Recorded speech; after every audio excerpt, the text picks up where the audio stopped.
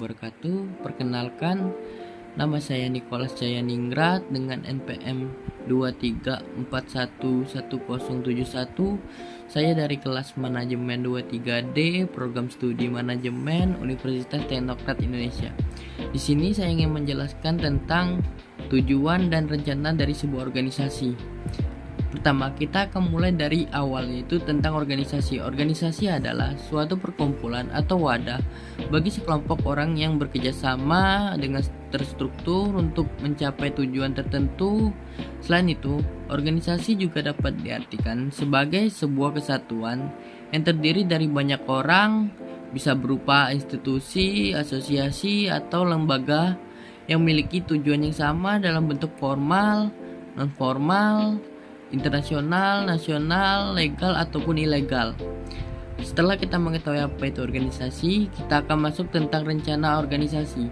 Rencana organisasi adalah langkah awal yang diusulkan untuk membantu proses tujuan organisasi dengan dilengkapi strategi, kebijakan, ataupun kinerja.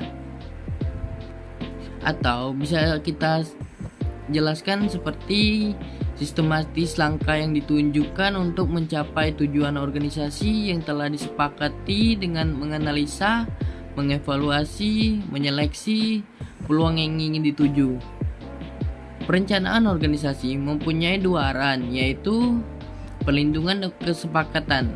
Kita lihat dari pelindungan, setiap organisasi pasti memiliki rencana, yang mana dalam rencana itu harus dilengkapi dengan perlindungan, seperti jika akan terjadi suatu masalah, bencana, maka sudah akan diantisipasi dengan dilakukan dari rencana tersebut. Yang kedua yaitu kesepakatan. Dari organisasi, dari perencanaan, kita akan melakukan sebuah diskusi yang akan menghasilkan sebuah kesepakatan yang dimana terdalam, misal seperti jika terjadi sebuah bencana, maka apa kesepakatan dari organisasi tersebut, apakah ada ganti rugi atau akan diam saja. Selanjutnya kita akan masuk ke peran organisasi. Peran organisasi menggunakan 5 rumus, yaitu 5W1H, di mana terdapat ada what, why, where, when, who, dan how. What yaitu apa tujuan organisasi. Ya, seperti di awal dari rencana, yaitu apa tujuan yang akan dilakukan oleh organisasi tersebut. Yang kedua, kenapa menjadi tujuan organisasi? Kenapa organisasi tersebut mau melakukan tujuan tersebut dan untuk apa serta menghasilkan apa? Selanjutnya, di mana tujuan organisasi? Organisasi akan melakukan rencana tentang di mana tempat, letak, dan tempat yang bagus untuk terjadinya sebuah kegiatan dari keinginan organisasi tersebut.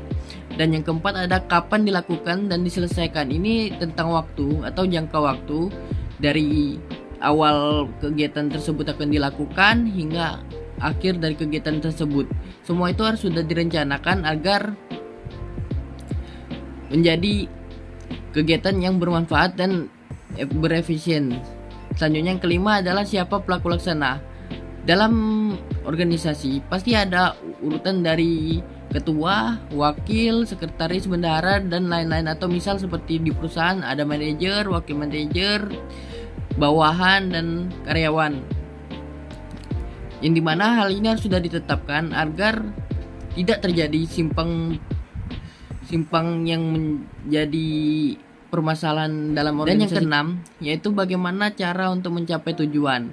Hal ini harus menjadi langkah awal bagi setiap perencanaan organisasi, karena bagaimana mereka melakukan kegiatan organisasi tersebut, apakah layak, apakah tidak layak, apakah akan tercapai tujuannya atau hanya sebuah mimpi. Dengan rumus itu akan menjadi fungsi untuk mencapai tingkat efektif dan efisien dalam organisasi. Selanjutnya kita akan masuk ke tujuan organisasi. Tujuan organisasi adalah misi dari suatu yang ingin dicapai atau sasaran oleh organisasi supaya menghasilkan tujuan atau kepentingan bersama, mulai dari perencanaan hingga menjadi etos yang bermanfaat bagi organisasi. Itu adalah tentang pengertian, dan selanjutnya kita akan masuk ke peran dari tujuan.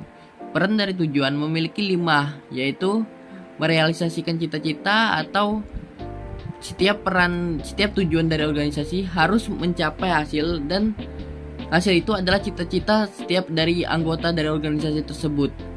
Dan yang kedua adalah mendapatkan keuntungan.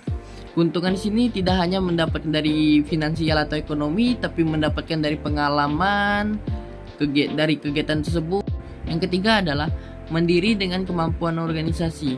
Setiap organisasi harus mampu mandiri dalam melakukan kegiatan mereka agar tidak terjadi simpang siur, yang misal seperti jika organisasi tersebut tidak mampu untuk mengendalikan atau menjaga keamanan dari kegiatan itu, maka yang terjadi adalah organisasi itu akan bubar atau berantakan. Dan jadi setiap organisasi harus mampu mandiri serta melakukan kegiatan yang telah direncanakan dari organisasi tersebut. Yang keempat yaitu mencapai penghargaan.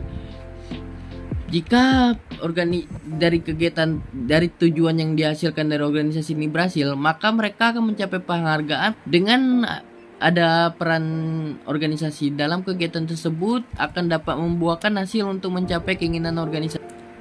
Setelah kita melihat tentang peran dari tujuan dan pengertian dari tujuan serta pengertian dari perencanaan dan peran dari perencanaan, kita akan melihat dari kelebihan mereka berdua.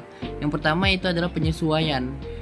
Dengan adanya penyesuaian ini akan mampu melakukan perubahan dari organisasi tersebut, karena dengan penyesuaian kita dapat menyesuaikan diri dengan adanya perubahan-perubahan. Misal seperti jika terjadi sebuah kesalahan dari kegiatan tersebut, seperti misal jika kekurangan dana untuk sebuah kegiatan, maka mereka akan merubah rencana tersebut dengan meminjam uang atau apa. Dan yang kedua adalah pemahaman. Dengan adanya rencana dan tujuan organisasi, maka kita akan mendapatkan pemahaman secara keseluruhan, atau kita akan memiliki gambaran dari operasi yang akan kita inginkan atau kita lakukan. Yang ketiga adalah tanggung jawab.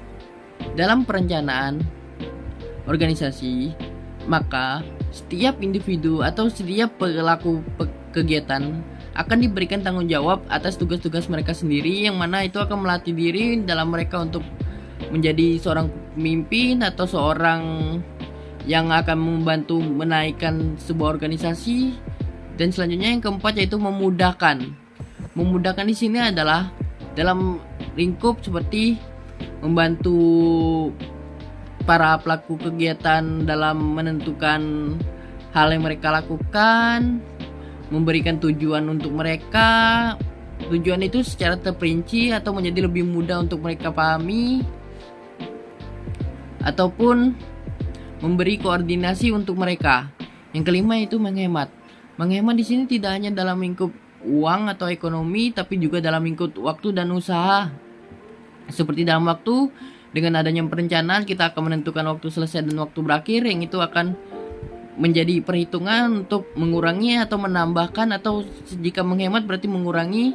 Dan selanjutnya dalam usaha, yang mana membantu pekerja untuk lebih mengeluarkan sedikit atau mengurangi. Ini adalah contoh seperti mereka sedang berjualan, yang dimana si penjual ini akan diberikan sebuah pemahaman di mana mereka harus memasak tidak lebih dari 10 masakan agar tidak melakukan pemborosan, ataupun karena dari rencana awal sudah dianalisis tempat penjualan tersebut tidak mungkin melebihi dari pemberian 10 masakan. Yang selanjutnya itu adalah kekurangan. Yang pertama adalah tidak sesuai kenyataan. Setiap rencana tidak mungkin ada yang sempurna, pasti ada yang kegagalan. Dari kegiatan tersebut tidak menghasilkan apa-apa, atau lebih buruknya lagi tidak sesuai dengan kenyataan. Yang kedua yaitu penundaan. Pasti ya terjadi penundaan dalam di luar konteks perencanaan, seperti jika kita sedang melakukan kegiatan di lapangan seperti senam bersama, tapi tiba-tiba hujan, itu akan melakukan terjadinya penundaan. Penundaan di sini dalam lingkup luas atau di luar kemampuan dari organisasi. Yang ketiga itu berlebihan. Kebanyakan perencanaan itu melakukan berlebihan dalam memberikan pendapat. Yang keempat yaitu membatasi inovasi.